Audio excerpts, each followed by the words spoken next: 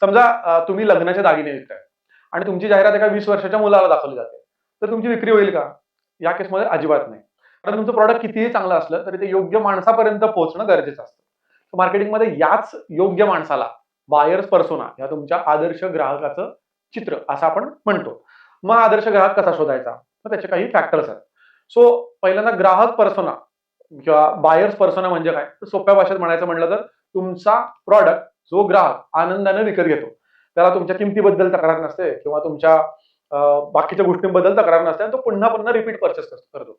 मग अशा ग्राहकाचा, अशा व्यक्तीचं वय, शिक्षण, त्याच्या आवडी-निवडी, गरजा ह्या सगळ्याचा एकत्रित अभ्यास करायचा म्हणजे बायर्स पर्सोना. थोडक्यात आपल्याला ग्राहकाची कुंडली काढायला शिकता आलं पाहिजे. पहिल्यांदा काय काढायचं तर डेमोग्राफिक्स. डेमोग्राफिक म्हणजे काय? त्याचं वय किती? जेंडर कुठलं? स्त्री, पुरुष खरेदी करतात की दोघंही खरेदी करतात? वय 18, 30, 35, 50 हे सगळं. लोकेशन, शहरी विभाग तुमचा जास्त प्रॉमिनंट क्लायंट आहे की ग्रामीण विभाग?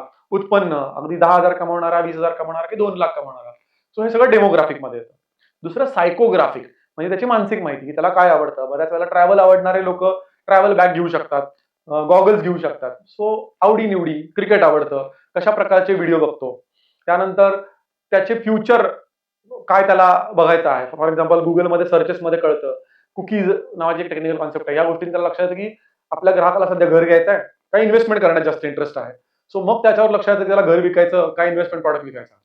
तिसरं सोशल मीडिया. सोशल मीडियावरून पण त्याची सायकोग्राफी कळू शकते, की तो Facebookवर जास्त वेळ घालवतो, की Instagramवर का YouTube बघणारा, शॉर्ट व्हिडिओ बघणारा की लाँग व्हिडिओ बघणारा, कुठला माझा ग्राहक आहे, ही माहिती करून घ्यायला लागेल.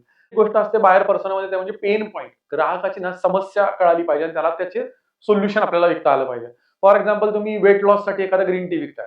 तर त्याचा पेन पॉइंट आहे त्याला व्यायाम करायला वेळ मिळत नाहीये.